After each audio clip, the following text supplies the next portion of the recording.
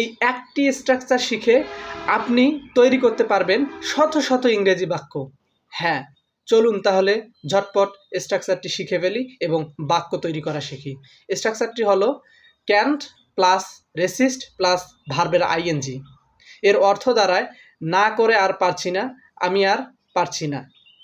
চলুন উদাহরণে চলে যাই। I can't resist eating sweets. মিষ্টি না খেয়ে আর পারছি না। I can't resist eating sweets. মিষ্টি না খেয়ে আর পারছি না। I can't resist learning English. ইংরেজি না শিখে আর পারছি না। I can't resist learning English. ইংরেজি না শিখে আর পারছি না।